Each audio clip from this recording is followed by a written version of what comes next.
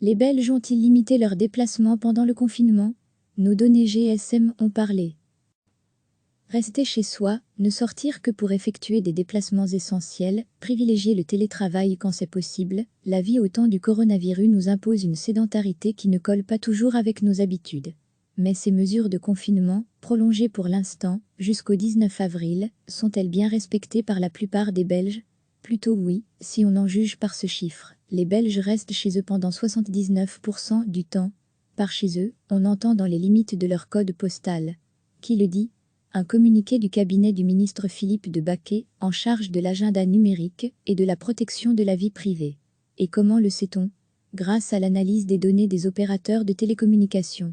En clair, nos téléphones portables émettent des informations sur nos déplacements. Celles-ci sont enregistrées par les opérateurs, qui peuvent ainsi savoir beaucoup de choses sur leurs clients. Retrouver tout notre dossier sur le coronavirus. Les données ont été collectées et analysées par la Task Force Data Against Corona, qui vise entre autres à cartographier les informations sur la dispersion du coronavirus en Belgique.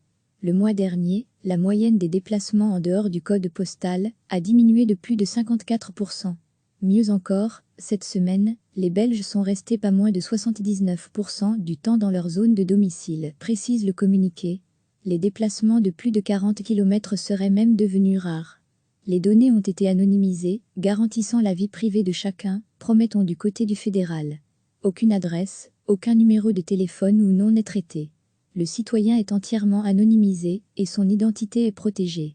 Rassurant a priori, même si, rappelons-le, un média comme le New York Times a montré, il y a quelques mois, que même des données au départ anonymisées permettaient de remonter à des individus bien précis.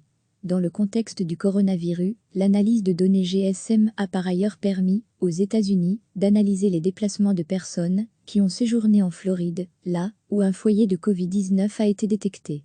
Want to see the true potential impact of ignoring social distancing?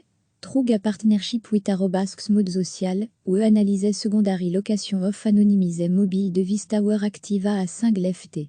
Lauderdale Beach during spring break. TIRT1 across the US, pic.twitter.com/3 à 3e PN 920 recevez, chaque matin l'essentiel de l'actualité. Rester chez soi, ne sortir que pour effectuer des déplacements essentiels, privilégier le télétravail quand c'est possible, la vie au temps du coronavirus nous impose une sédentarité qui ne colle pas toujours avec nos habitudes.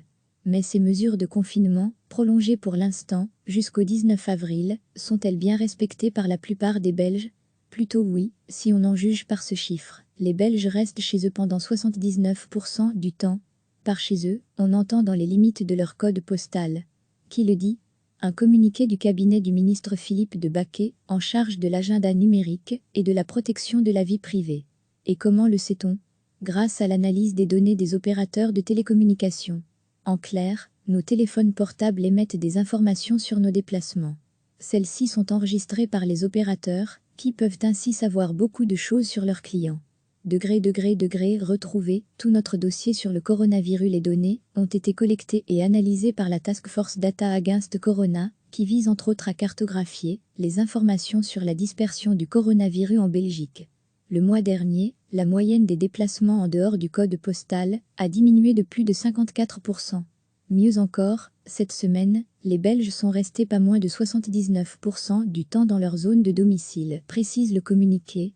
Les déplacements de plus de 40 km seraient même devenus rares. Les données ont été anonymisées, garantissant la vie privée de chacun, promet-on du côté du fédéral. Aucune adresse, aucun numéro de téléphone ou nom n'est traité. Le citoyen est entièrement anonymisé et son identité est protégée. Rassurant a priori, même si, rappelons-le, un média comme le New York Times a montré, il y a quelques mois, que même des données au départ anonymisées permettaient de remonter à des individus bien précis. Dans le contexte du coronavirus, l'analyse de données GSM a par ailleurs permis, aux États-Unis, d'analyser les déplacements de personnes qui ont séjourné en Floride, là où un foyer de Covid-19 a été détecté. Want to see the true potential impact of ignoring social distancing? Trug a partnership with @Mode Social, où analyse secondary location of anonymisé mobile device tower activa à 5 FT. Lauderdale Beach during spring break. TIRT1 across the US, pic.twitter.com/3 à 3e PN 920. Want to see the true potential impact of ignoring social distancing? Through a partnership with Mode Social, we analyse secondary location of anonymised mobile device tower activa à 5 FT. Lauderdale Beach during spring break. TIRT1 across the US. pic.twitter.com/3A 3e PN 920. Cliquez sur s'abonner pour recevoir les dernières nouvelles.